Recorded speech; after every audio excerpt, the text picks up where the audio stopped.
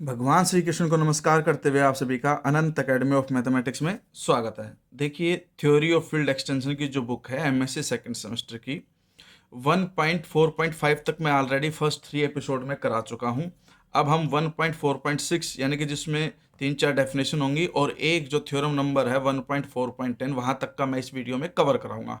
तो एक एक चीज़ को ध्यान से देखना। पहले मैं ये कुछ डेफिनेशन है इंपॉर्टेंट है, 2 मार्कर में आती हैं आपकी, उनको देखिए। Let S be a subset of a field K, then the subfield K dash of K is said to be generated by S if। देखिए यहाँ पर जो S है वो तो सबसेट है K का, और जो K डैश है वो सब फील्ड है K का। सबसेट और सब फील्ड इन दोनों में डिफरेंस है। S सबसेट है तो K डैश जो है सब फील्ड है। अब इस K डैश को हम कहेंगे जनरेटेड बाय S इफ। एक तो S इस K डैश का सबसेट होना चाहिए, और सेकंड कंडीशन फॉर एनी सब फील्ड एल ऑफ के, यानी कि कोई और सब फील्ड आ गया एल जिसमें एस जो है एल का भी सबसेट है। इम्प्लॉइज के dash is subset of L, यानी कि आपके पास जो के डैश है स्मॉलेस्ट सब फील्ड होना चाहिए। अगर कोई और सब फील्ड भी आता है तो के डैश उसका क्या हो जाएगा, सबसेट हो जाएगा। And we denote the subfield generated by S, ठीक है। और जो हम जनरेटेड बाय एस सबफील्ड को डिनोट करेंगे वो इस साइन से करेंगे, ठीक है। Essentially, the subfield generated by S is the intersection of all subsets of K which contains S, यानी कि जितने भी सबफील्ड हैं S जिनका सबसेट है उन सब का जो इंटरसेक्शन होगा वो आपका जनरेटेड बाय S कहलाएगा। ये भी कंडीशन है इसकी। अब नेक्स्ट डेफिनेशन में ये है K be a field extension of F and S be any subset of K, then the subfield of K generated by F union S. अब यहाँ पे देखो एफ और एस, एफ जो है आपका क्या है, के जो है फील्ड एक्सटेंशन है एफ की, और एस कोई सबसेट है के का। तो subfield of K generated by F union S is set to be subfield of K generated by S over F. यानी कि जो हम कंडीशन करेंगे जो इससे जनरेटेड होगा उसको हम क्या कहेंगे, सब field of K generated by S over F, and this subfield is denoted by f of s, ठीक है। However, S is a finite set and its members are a1 a2 an, then we write f of s is equal to f of a1 a2 an, यानी कि s के member होंगे। और sometimes f of a1 a2 an is also called adjunction of a1 a2 an over f, ठीक है। तो एडजंक्शन की भी डेफिनेशन आए तो भी आपको यही लिखना है। फिर ये डेफिनेशन नेक्स्ट आती है, A field K is said to be finitely generated over F if there exists a finite number of elements A1, A2, An in K such that K is equal to F of A1, A2, An। अगर K और F equal है तो हम क्या कहेंगे कि A field K is said to be finitely generated over K। तो इस कंडीशन में हम finitely generated over K बोलेंगे। और अगर सिंगल एलिमेंट की बात आएगी तो if K is generated by single element A over F, that is K is equal to f of a, then K is called a simple extension of f। Simple extension में सिर्फ आपके पास एक element होगा a। अब next definition, K by f be any field extension, ये कोई field extension है K over f। let f of x be the ring of polynomial over f, we define f of a is equal to में polynomials where a is the root of each polynomial, यानी कि fa का मतलब है कि a her polynomial का root है। तो fa एफ एक्स बिलोंग करेगा एफ ऑफ एक्स से, फिर एफ ए अगर एफ ऑफ ए से बिलोंग करता है तो इसका मतलब आपके पास एक पोलिनोमियल आएगा lambda 0, lambda 1x, lambda 2x square and so on करके लैम्डा एन एक्सन, जो इससे एफ ऑफ एक्स से बिलोंग करेगा। क्लियरली जैसे इसमें एक्स की जगह पे पुट करूँगा तो इसको सेटिस्फाई करेगा, और वो किससे बिलोंग करेगा, एफ ए से। तो इस तरह से एफ ए इससे बिलोंग कर रहा था, आ किससे गया, इससे। तो इसका मतलब जो एफ ऑफ ए है वो इसका सबसेट हो जाएगा। तो यहाँ से रिमार्क निकल करके ये आता है कि अगर A1 बिलोंग करता है F से, if F of A1 is equal to में F, तो ये कंडीशन याद रखना, आगे यूज होगी। अब आते हैं मेन थ्योरम पे, बहुत इंपॉर्टेंट थ्योरम है, ध्यान से करना, थोड़ी सी बड़ी है। लेट एक्सटेंशन ऑफ एफ के over F be any field extension, ठीक है। ये के बाई एफ जो है आपकी फील्ड एक्सटेंशन है। ए बिलोंग्स टू के is algebraic over F if extension of F A over F is finite, ठीक है। तो ये जो एक्सटेंशन है of extension fa over f is finite. That is, fa is a finite extension over f. Moreover, fa यानी कि degree of extension is equal to में n, where n is the degree of minimal polynomial of a over f. ये condition है, हमें ये condition लेकर के आनी है. तो सबसे पहले तो हम यही मान लेते हैं कि भाई जो डिग्री है वो फाइनाइट है. ठीक है. And let F A dot dot F लिखा इज इक्वल टू एन लिखा, क्योंकि फाइनाइट है तो उसकी डिग्री क्या होगी, एन होगी, कोई ना कोई फाइनाइट वैल्यू आएगी. इसका मतलब जो ये एफ ए है इसकी डायमेंशन क्या होगी, एन होगी. Now consider the element 1 a square up to a n in F A. There are n+1 distinct element of F A, then these must be linearly dependent. देखिए dimension n है लेकिन element अब आपके पास अगर n+1 लेते हैं तो वो क्या हो जाएंगे, linearly dependent over f. So there exist lambda 0, lambda 1, lambda 2, lambda n belongs to f, not all 0 such that. Linearly dependent का मतलब जो स्केलर्स इनसे मल्टीप्लाई करेंगे वो नॉट ऑल 0 होंगे. तो इस तरह से हम ये कंडीशन लिख सकते हैं लीनियरली डिपेंडेंट वाली. इसका मतलब जो a है वो एक पोलिनोमियल को सेटिस्फाई कर रहा है. तो a satisfy the polynomial fx where fx is equal to lambda 0 plus lambda 1x plus lambda 2x square up to lambda n x power n इसको. So a is algebraic over f. तो algebraic की condition के according a जो है वो algebraic over f हो गया.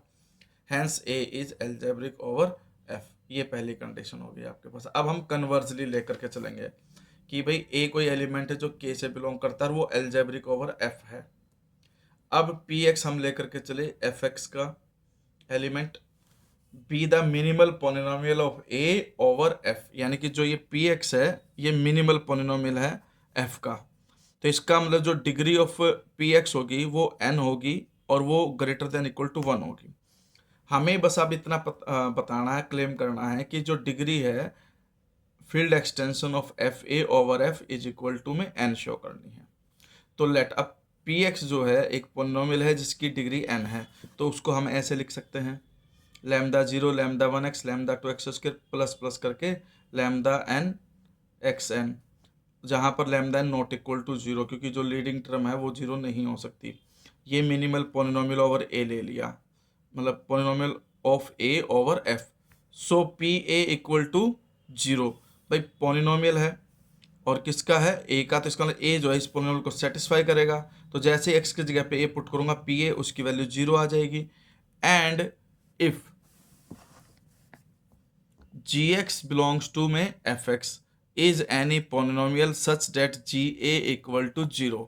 अगर हमारे पास gx कोई और भी पोलिनोमियल आ जाता है जिसमें a उसको सेटिस्फाई करता है, तो जो मिनिमल पोलिनोमियल होता है ऐसे हर पोलिनोमियल को डिवाइड करता है जिसका a रूट होता है. तो इसलिए जो px है वो gx को डिवाइड करेगा. अब एक t एलिमेंट लिया जो f ऑफ a से बिलोंग करता है, तो इसका t किस टाइप का होगा, fa टाइप का होगा. For some fx belongs to f of x.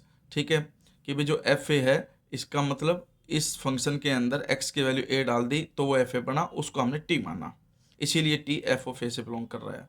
If t is not equal to 0, तो fa जो है वो नॉट इक्वल टू 0 होगा. That is fx is not satisfied by a. अब ऐसी कंडीशन है तो इसका मतलब जो px है वो gx को डिवाइड नहीं करेगा, क्योंकि हमारे पास कंडीशन ही नहीं आ रही. Since px is irreducible in fx, क्योंकि जो मिनिमल पोलिनोमियल होता है वो इररिड्यूसिबल होता है, एंड fx बिलोंग करता है f ऑफ x से, such that px not divides fx. ठीक है, कि भाई वो डिवाइड नहीं करेगा. अब हमारे पास कंडीशन ये है कि जो f ऑफ x है वो यूक्लिडियन रिंग होता है. यूक्लिडियन रिंग की एक प्रॉपर्टी होती है कि आपके पास जो ये फंक्शन आए, एक px और एक fx, तो इनका जीसीडी क्या होगा, 1 होगा, क्योंकि ये मिनिमल पोलिनोमियल है. f साथ कुछ कॉमन आएगा नहीं, क्योंकि कॉमन आता तो उसको डिवाइड कर देता, इसलिए जीसीडी क्या आएगा, 1 आएगा.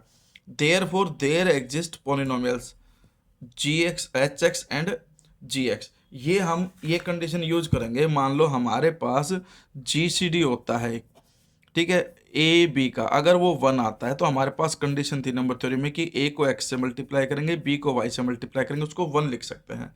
तो यहाँ पर हमारे पास जीसीडी किसका आया, px और fx का है.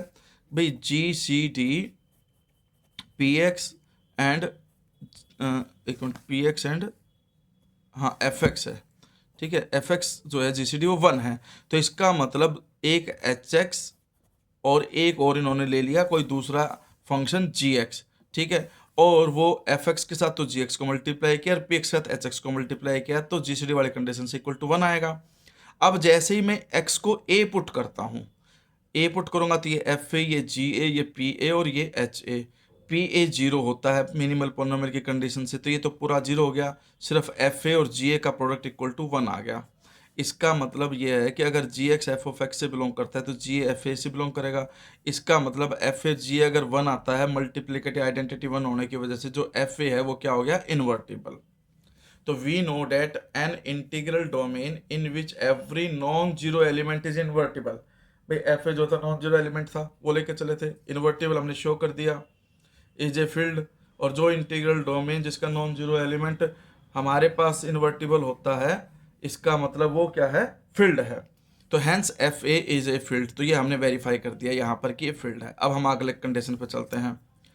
But we know that F A is subset of F of A condition से, where F A is the field of quotient of F A, जहाँ पर ये होता है field of quotient of F A, therefore F of A is equal to F A. Condition ध्यान रखना कि अगर ये इसका सबसेट है, ये already field of quotient of F A होता है, तो इसका मतलब जो ये चीज़ है ये इसका सबसेट आ जाएगा, इसका मतलब ये दोनों एक दूसरे के इक्वल हो जाएंगे। अब t इससे बिलोंग कर रहा था जो कि एफ ऑफ ए के इक्वल है, तो t is equal to F of A आएगा for some F x belongs to F x, ये कंडीशन आ गई।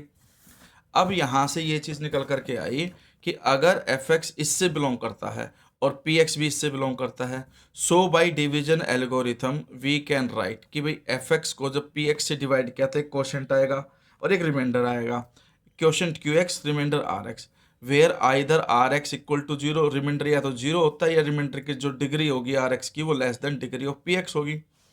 आर एक्स को मैंने एक पॉलिनोमियल मान लिया क्योंकि वो एफ एक्स से बिलोंग करता है, lambda 0, lambda 1x, lambda 2x square, lambda n-1 x power n-1, ठीक है। अब यहाँ पर डिग्री क्या है, n-1, तो यही इन्होंने लिखा, note that we are saying nothing about this, हम इनके बारे में अभी कुछ नहीं कह रहे कि ये जीरो है, नॉन जीरो है कि क्या है, लेकिन इसकी डिग्री को अगर हम ध्यान से देखें तो we enable us to take degree of R X is equal to n-1, तो टी जो है वो एफ ए हो गया।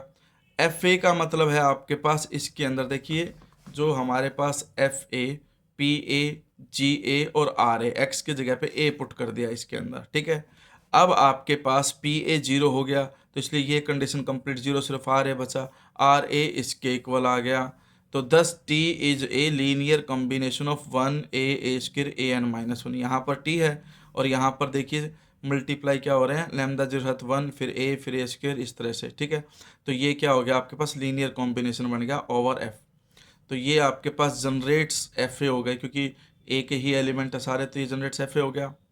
Let if possible the set is linearly dependent, हम ये मान करके चलते हैं कि ये लीनियरली डिपेंडेंट है। अब देखिए बेसिस निकालने के लिए हमारे पास दो कंडीशन होनी चाहिए, एक तो लीनियर कॉम्बिनेशन क्रिएट होना चाहिए, दूसरा लीनियरली इंडिपेंडेंट होना चाहिए, तो बेसिस होता है।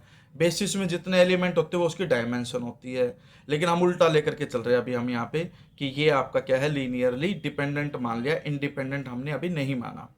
अब अगर ये लीनियरली डिपेंडेंट है तो हमारे पास कुछ स्केलर्स आएंगे जो नॉन जीरो होंगे और इस तरह से हम एक पॉलिनोमियल क्रिएट कर सकते हैं जिसमें ए सेटिस्फाई कर सकता है। तो ये 1 के साथ तो v0, ए के साथ v1, ए स्क्वायर के साथ v2 और an-1 के साथ vn-1, तो इस तरह से हमारे पास एक इक्वेशन आ गई।